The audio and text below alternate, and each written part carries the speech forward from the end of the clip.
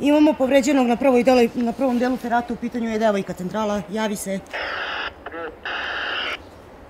Pošaljite spasilačku ekipu i zovite hitnu pomoć. Prijem. Ovako može izgledati radni dan spasioca u planinskim uslovima ukoliko dođe do nepredviđenih okolnosti i neko se tokom osvajanja stene povredi. Osim ljubavi prema prirodi, avanturizma i malo hrabrosti, neophodno je da budu obučeni za ukazivanje prve pomoći povređenom pre nego što stigne lekarska pomoć.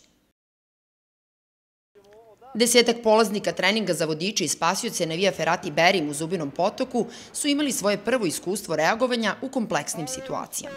Neko moje lično mišljenje za feratu jeste da je ova ferata vrhunska i tako da pozivam sve ljude koji su zainteresovani da probaju, da iskuse neku novu avanturu, da dožive neki čudan osjećaj i da je baš ova ferata pravo mesto za takve stvari. Što se tiče mojih planova, daljih planova, planiram da nastavim da se bavim sportskim penjanjem, pa vidjet ćemo kako će to dalje da teče. Uzbuđenje prilikom penjanja i sam i taj dodir sa stenom i jednostavno to iskustvo kad se popnete na nekoj visini, okrenete se, vidite jednostavno adrenalin raste i iskustvo je predivno.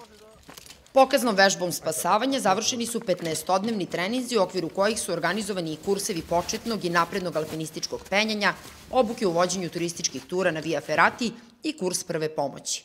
Ove aktivnosti su realizovali Outdoorin i Inter u saradnji sa nevladinom organizacijom Marimangat i uz podršku Kanadskog fonda za lokalne inicijative.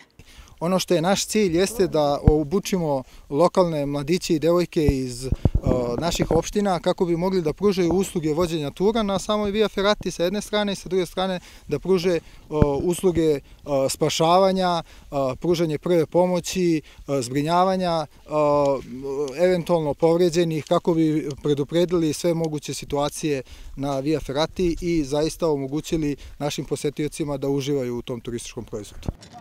Vežbom su koordinirali pripadnici Gorske službe spasavanja Republike Srpske, a u akciju su bili uključeni policijska stanica i Dom zdravlja iz Zubinog Potoka.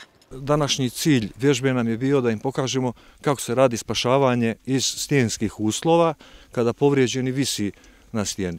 Tako da su, mogu reći, dosta dobro i dosta kvalitetno odradili ono što je od njih bilo zahtevano. U najkraćem roku mi dolazimo kada nas pozovu, iz hitne službe dolazi lekar i medicinska sestra, tehničar, sanitetskim vozilom u kom imamo opremu za pružanje najosnovnije pomoći, a kasnije pacijente transportujemo ukoliko je potrebno do Doma zdravlja u Zubinom Potoku ili do bolnice u Kosovskoj Mitrovici. Vežbu je pratila ekipa radiotelevizije Mir, a u narednim danima ćemo objaviti i dokumentarni film u kome ćemo vam dočarati ovu akciju i lepote Ibarskog Kolašina.